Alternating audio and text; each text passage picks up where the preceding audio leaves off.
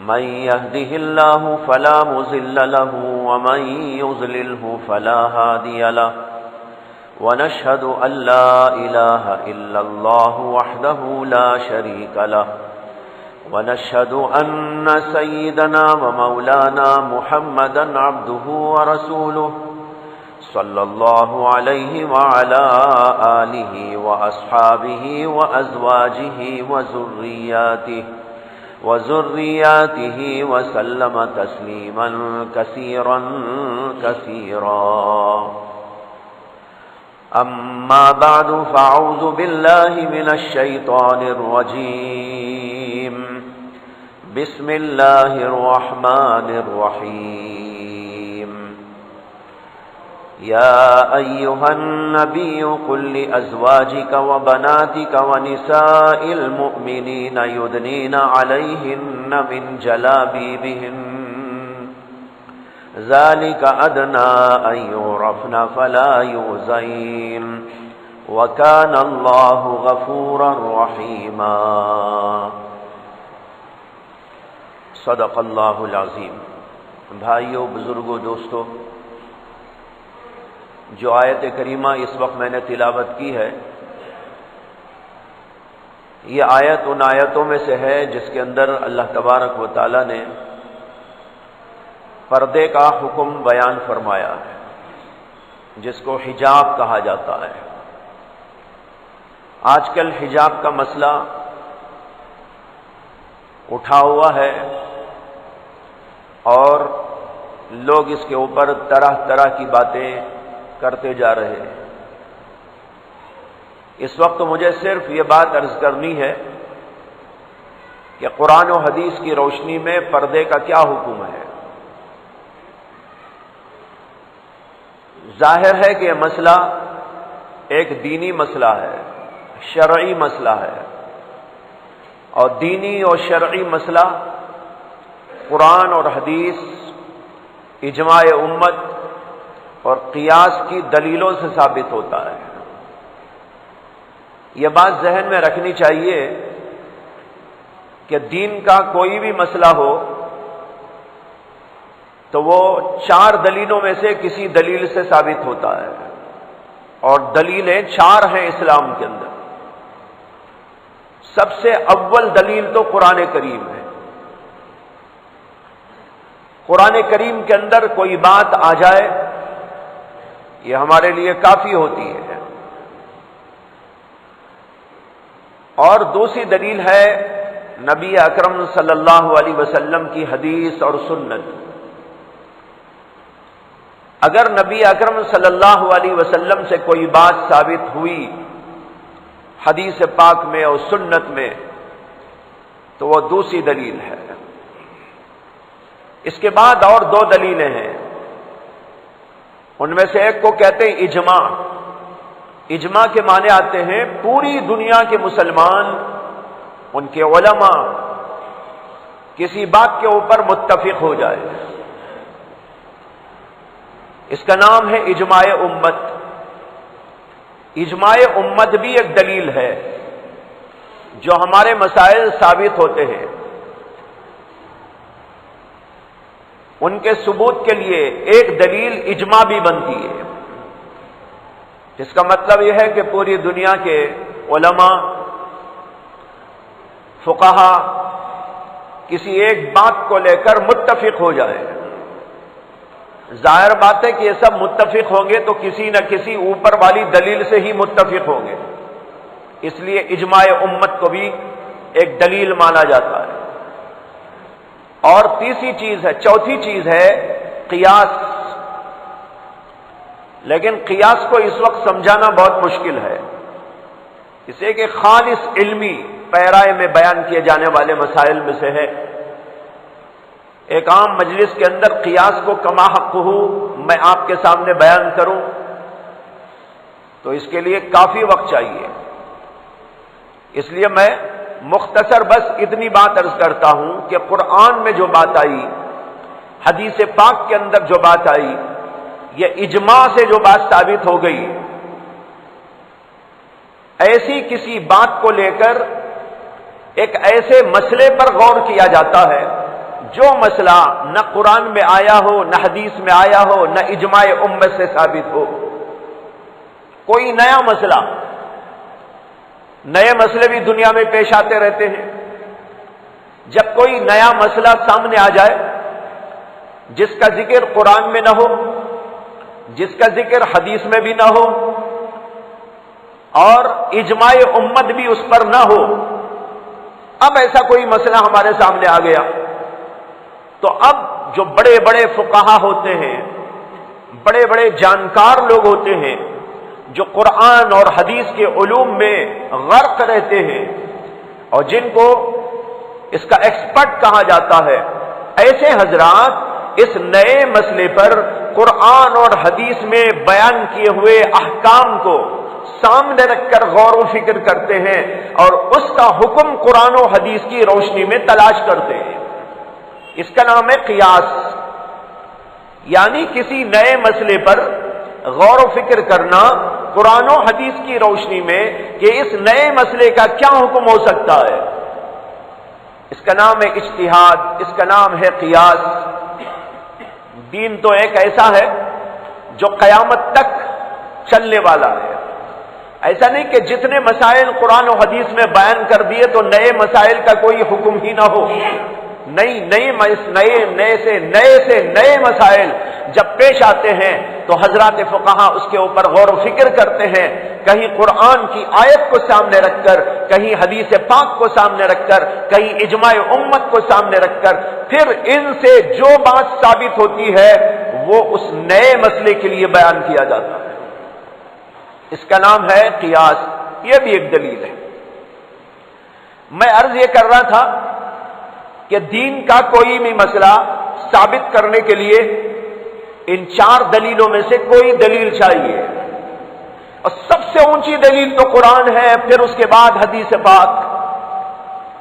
اب دیکھ لینا ہے کہ حجاب یعنی عورتوں کا اپنے آپ کو حجاب میں رکھنا، پردے کے اندر رکھنا، یہ قرآن و حدیث سے ثابت ہے کہ نہیں ہے؟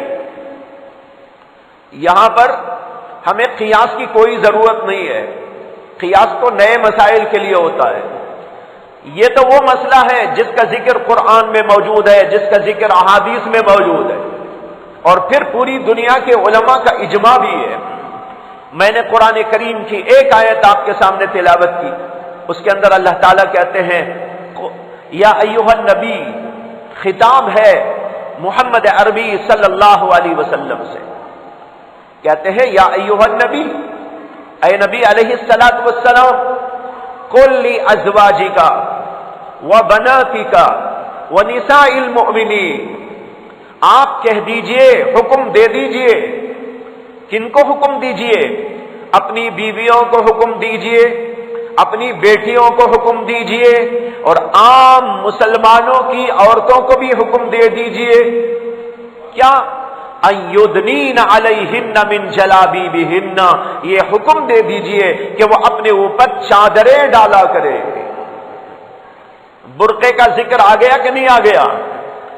یہی تو ہے برقع، کہ اپنے آپ کو اوپر سے نیچے تک ڈھانک کے جائیں۔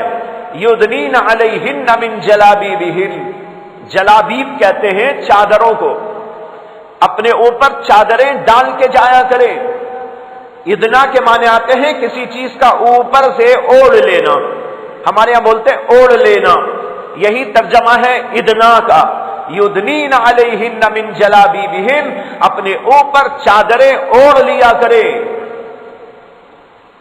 یہ اللہ نے صاف حکم دیا، اور نبی علیہ الصلوۃ والسلام سے فرمایا کہ آپ اپنی عورتوں کو، اپنی بیٹیوں کو اور عامت المسلمین عورتوں کو یہ حکم دے دیجئے کہ وہ اپنے اوپر چادر ڈال کے جایا کرے۔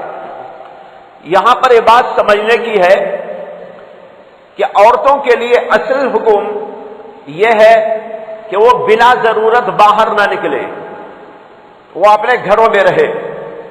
قرآن میں اس کا بھی ذکر موجود ہے، وَقَرْنَ فِي بُيُوتِكُنَّ، اپنے گھروں میں ٹکی رہو، باہر نہ جاؤ۔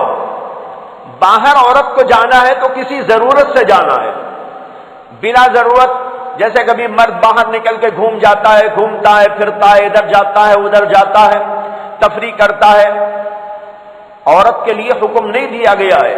عورت کو حکم یہ ہے قرن فی بیوتکن، اپنے گھروں میں ٹکی رہے، اصل حکم ان کو یہ ہے۔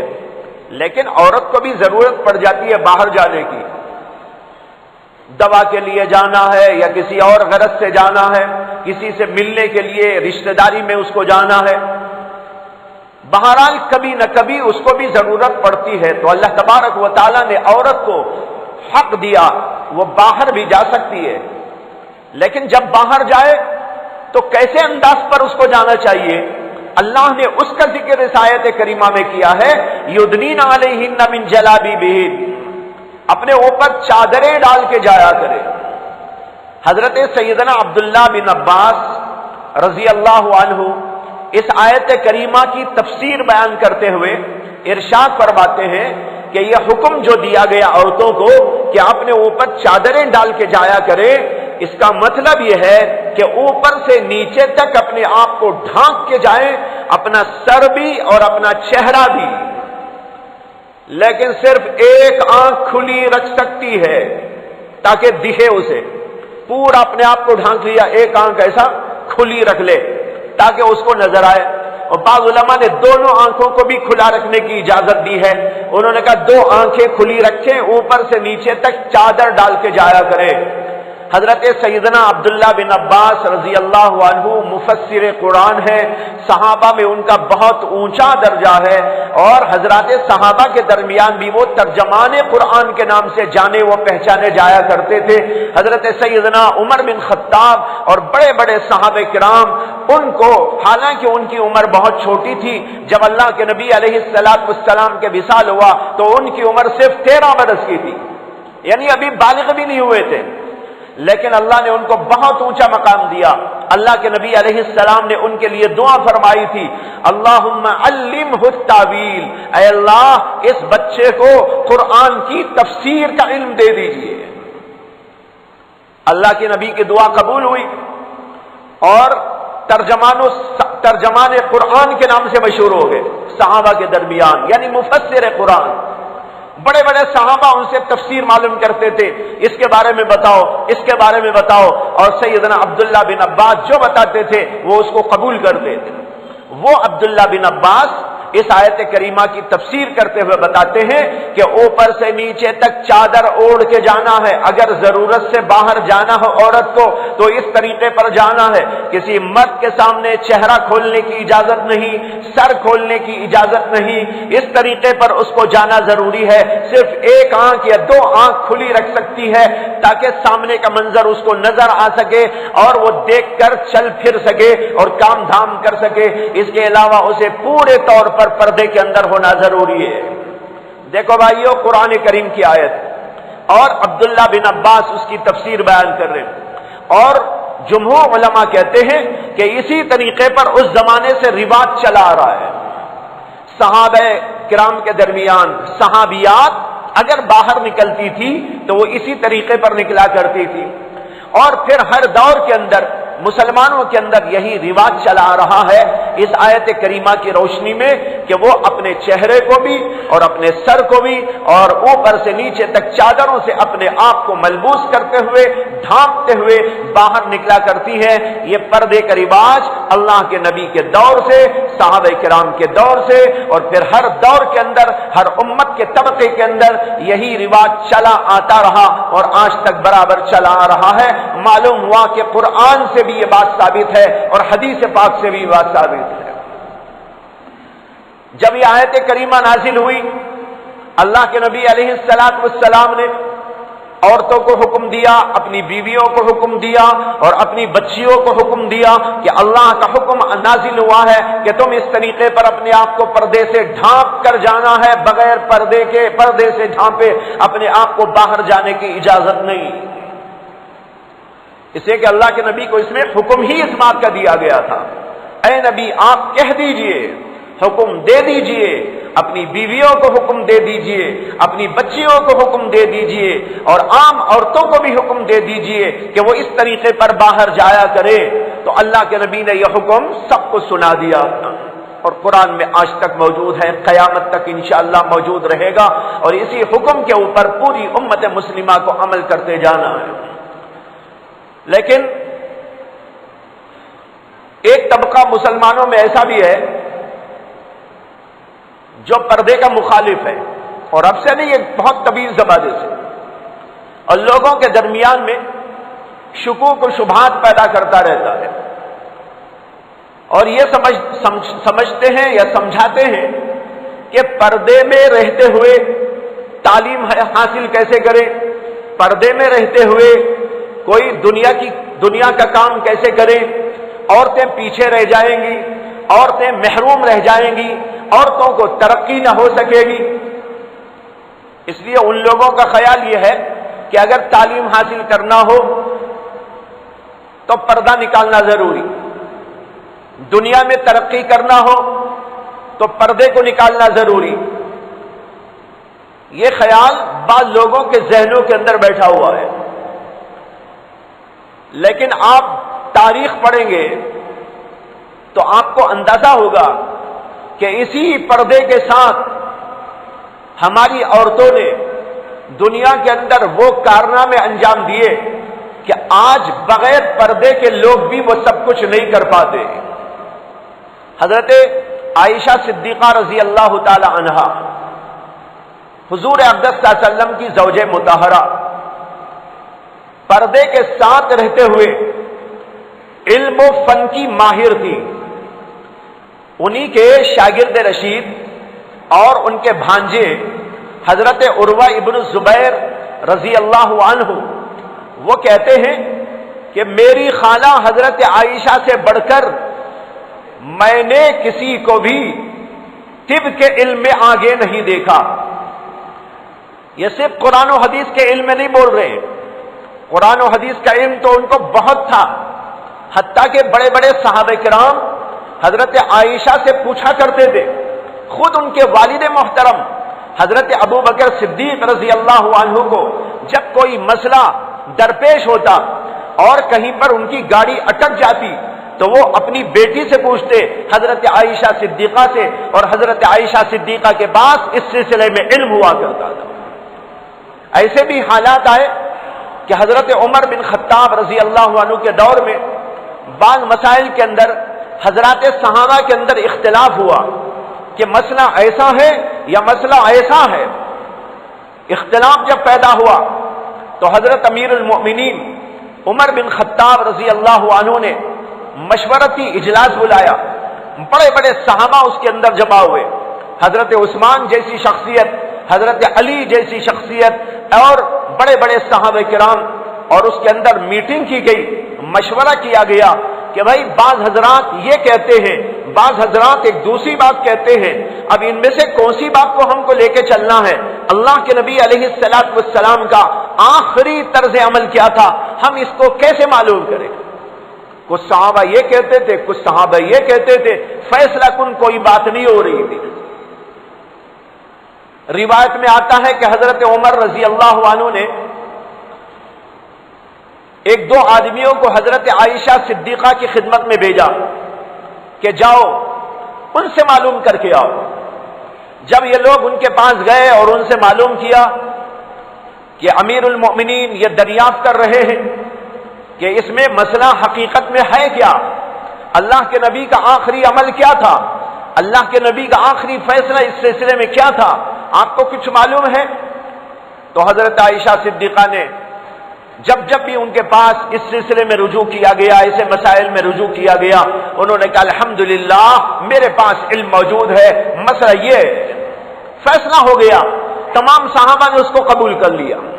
اب دیکھو حضرت عائشہ صدیقہ عورت ذات، لیکن علم میں، فہم میں، درک میں، تفقہ میں، بصیرت میں کس قدر عالی مرتبہ تھی کہ بڑے بڑے صحابہ اور خود ان کے والد محترم جن کے بارے میں حضرات صحابہ کہتے ہیں کہ ہمارے میں سب سے بڑے عالم تو ابو بکر صدیق تھے، وہ سب سے بڑے عالم بھی ضرورت پڑتی تھی تو اپنی بیٹی حضرت عائشہ سے پوچھا کرتے تھے، یعنی ان کا مرتبہ ان سے بھی بڑا ہو گیا، یعنی علمی اعتبار سے۔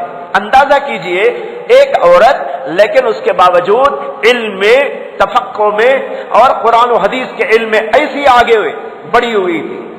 اور صرف ان علوم تک نہیں، میں یہی آپ کو سنا رہا تھا کہ حضرت عروہ ابن الزبیر، ان کے بھانجے ہیں حضرت اسماء بنت ابی بکر کے بیٹے، وہ کہتے ہیں کہ میں نے عائشہ صدیقہ سے بڑھ کر کسی آدمی کو ڈاکٹر نہیں دیکھا، یعنی فن طب کے اندر مہارت۔ اب یہ مہارت اندر بیٹھ کر ایک عورت حاصل کر سکتی ہے تو پردے کے ساتھ رہتے ہوئے کالج میں جا کے کیوں نہیں حاصل کر سکتی؟ گھر میں بیٹھ کر حاصل کر سکتی ہے تو باہر نکل کر پردے کے ساتھ اگر وہ پڑھے، کالج کے اندر پردے کے ساتھ جائے تو کیوں نہیں حاصل کر سکتی؟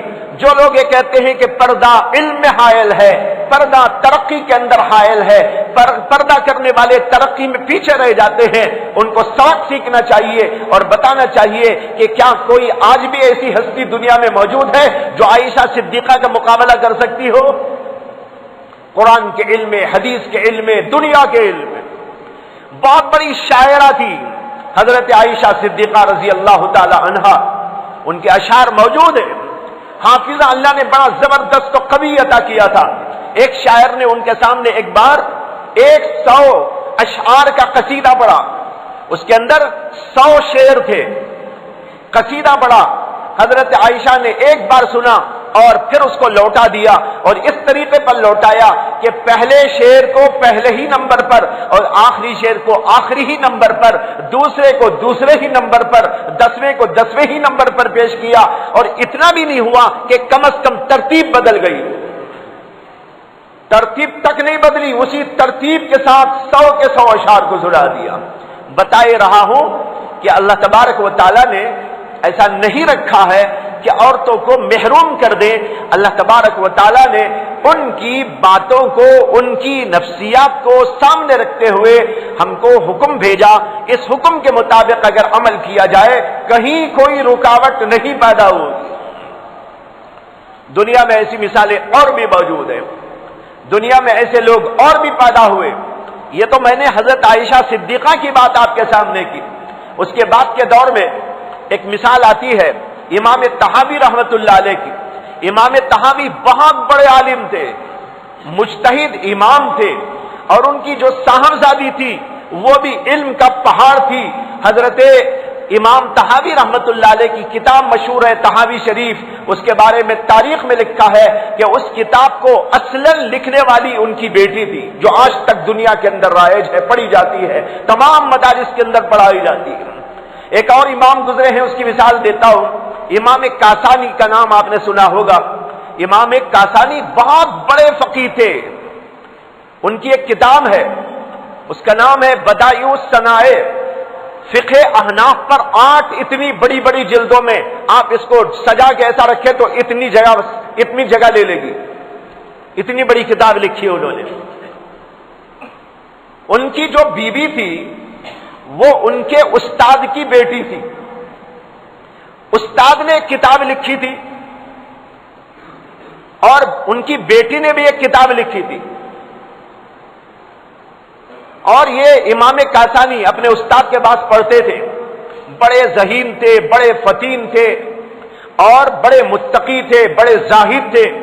استاد نے ان کو دیکھ کر اپنی بیٹی کے لیے ان سے رشتے کے لیے کہا، بات بن گئی، انہوں نے بھی رضامندی کا اظہار کیا، اور اس کے بعد بیٹی کو پوچھا کہ میں ان سے تمہاری شادی کرنا چاہتا ہوں میرے شاگرد سے۔ بیٹی نے کہا ایک شرط پر میں راضی ہوں۔ آپ بھی کہیں گے کیا شرط لگائی ہوگی بیٹی نے؟ بیٹی نے کہا کہ ابا جی ایک شرط ہے، وہ یہ ہے کہ آپ نے جو کتاب لکھی ہے اس کتاب کی وہ شرح لکھ کے لائیں تو میں ان سے شادی کر لوں گی۔ آپ نے جو کتاب لکھی ہے اس کتاب کی شرح وہ لکھ کے لائیں تو میں شادی کر لوں گی۔ امام کاسانی نے وہ 8 جلدوں والی کتاب شرح میں لکھ دی۔ جب استاد کے سامنے پیش کی تو استاد نے ان کے ہاتھ چوما اور کہا کہ تم نے ایسی شرح لکھی کہ شاید میں بھی نہ لکھتا اسی۔ اس کے بعد شادی ہو گئی، اور ایک شرط لگائی انہوں نے کہا میں بھی مفتیہ ہوں، وہ بھی مفتی ہیں، لیکن ان سے یہ کہہ دیجئے کہ جو بھی فتویٰ لکھیں اس پر میرا دستخط ضروری ہوگا، اس پر میرا دستخط ضروری ہوگا۔ وہ بھی شرط منظور ہو گئی، شادی ہو گئی۔ امام کاسانی فتویٰ لکھتے تھے، اپنا دستخط لکھنے کے بعد کرنے کے بعد بیوی اس کو دیکھتی تھی، بیوی کا دستخط ہونے کے بعد وہ باہر جاتا تھا، اور لوگوں کے اندر اتنا اعتماد ان کی بیوی کے فتوے پر تھا کہ علامہ کاسانی کا صرف دستخط ہوتا اور فتویٰ باہر چلا جاتا، لوگ کہتے کہ بھائی اس کا کیا اعتبار ہے، بیوی کا دستخط نہیں ہوا ہے، اس کا کیا اعتبار ہے کہ بیوی کا دستخط نہیں ہوا ہے، بیوی کا دستخط ہوگا تب معتبر مانا جائے گا۔ آپ اندازہ لگاؤ وہ زمانہ کیسا زمانہ تھا کہ اس کے اندر عورتوں کی علمی لیاقت و صلاحیت اس قدر اونچے مقام پر پہنچی ہوئی تھی، اگر علم کے اندر پردہ مانے ہوتا تو اس زمانے میں یہ مثالیں آپ کے سامنے کبھی نہ آ سکتی تھی۔ بہرحال پردہ ایک اہم بہت ہی ضروری اللہ کا حکم ہے، اور اس کے اندر عورتوں کے لیے بھلائی ہے، عورتوں کے لیے عافیت ہے۔ لوگ پوچھتے ہیں کہ بھائی مرد جاتا ہے بغیر پردے کے، عورت چلی جائے تو کیا ہوگا، کیا فرق ہے دونوں میں؟ دیکھو جو چیز جس قدر اہم ہوتی ہے، قیمتی ہوتی ہے، نازک ہوتی ہے، اس کو بہت سنبھال کے رکھا جاتا ہے، بہت سنبھال کے رکھا جاتا ہے۔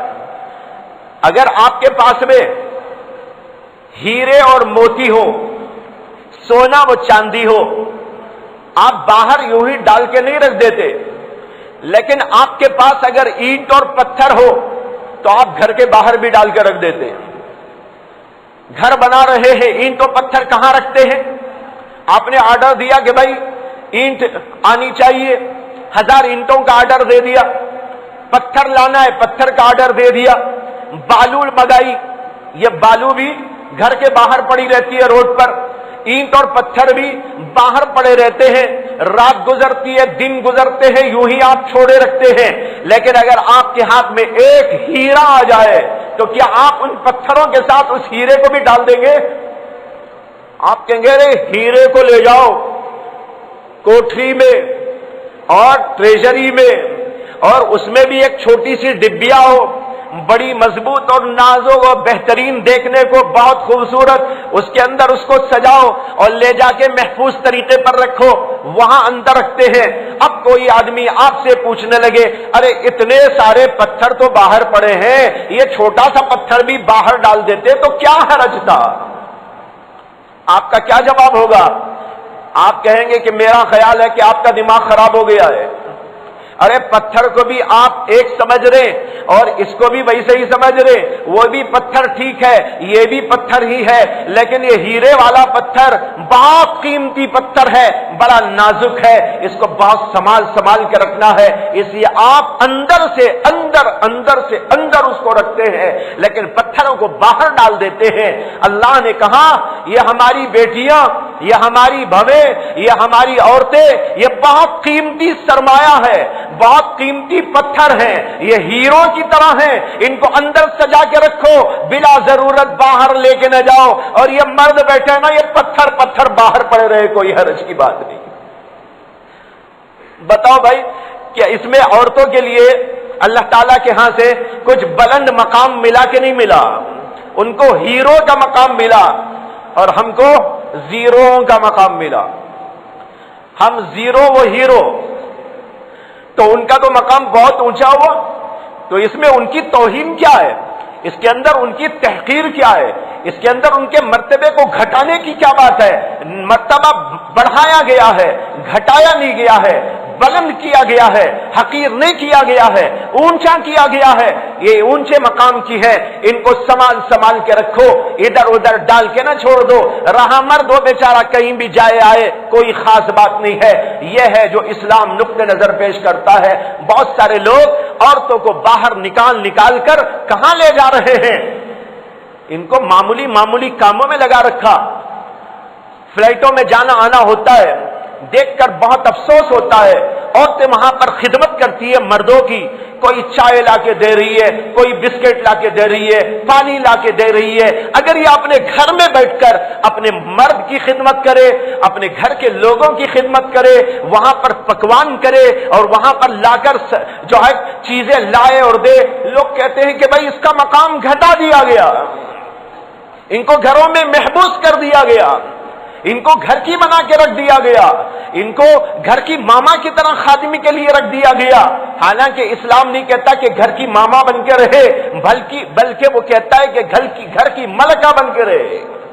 وہ خدمت گزاروں کو رکھ کر خدمت لے سکتی ہے، لیکن میں بول یہ رہا ہوں کہ اگر لوگ یہ دیکھتے ہیں کہ گھر کے اندر خدمت کرتی ہے شوہر کی، تانا کستے ہیں اور کہتے ہیں کہ اسلام نے عورت کو حق نہیں دیا، اس کو گھر کے اندر محبوس کر دیا، اس کو خدمت میں لگا دیا، لیکن جو لوگ یہ کہتے ہیں اور عورتوں کو باہر نکالتے ہیں، میں ان سے پوچھتا ہوں کہ انہوں نے عورتوں کو کیا مقام دیا؟ وہاں پر غیر مردوں کی خدمت میں ان کو لگا دیا ہے۔ وہ وہاں صفائی کرتی ہے، وہاں پر لوگوں کو کھانا سرو کرتی ہے، اور یہ کون سا بڑا کام آپ نے دے دیا ہے؟ وہاں گھر سے نکال کر باہر کا کام آپ نے دے دیا۔ پہلے وہ گھر کا کام کرتی تھی، اس کو نکال کر باہر کی خدمت میں لگا دیا، وہاں بھی وہ صفائی کا کام کرتی ہے، وہاں بھی یہ لے کے پھرتی ہے، ٹرے لے کے پھرتی ہے، لوگوں کو دیتی رہتی ہے، لیتی رہتی ہے۔ یہی تو کام اس کو دیا گیا، کیا اس کا کوئی مقام بڑھا دیا؟ اسلام کہتا ہے یہ گھر کی رانی بن کے رہے، یہ گھر کے اندر ملکہ بن کے رہے اور وہاں پر اپنے خدمت گزاروں سے خدمت لیتی رہے۔ اگر وہ کہہ دے کہ مجھے کھانا نہیں پکانا ہے، مرد کو حکم دیا گیا کہ تو لا کے کھانا اس کو سرو کرے۔ یہ مقام عورت کو اسلام نے عطا کیا ہے۔ بہرحال پردہ نہ اس کی عزت پر کوئی دھبا، نہ اس کی ترقی میں کوئی رکاوٹ، نہ اس کے علم کے اندر کوئی مانع، بلکہ وہ سارے کام شریعت کی روشنی میں کر سکتی ہے۔ یہ ہے وہ اسلامی نقطہ نظر جس کو قرآن نے، حدیث نے، اجماع امت نے اور قیاس نے پیش کیا ہے۔ اللہ ہم سب کو اچھی فہم اور بصیرت عطا فرمائے۔ وآخر دعوانا ان الحمد للہ رب العالمین۔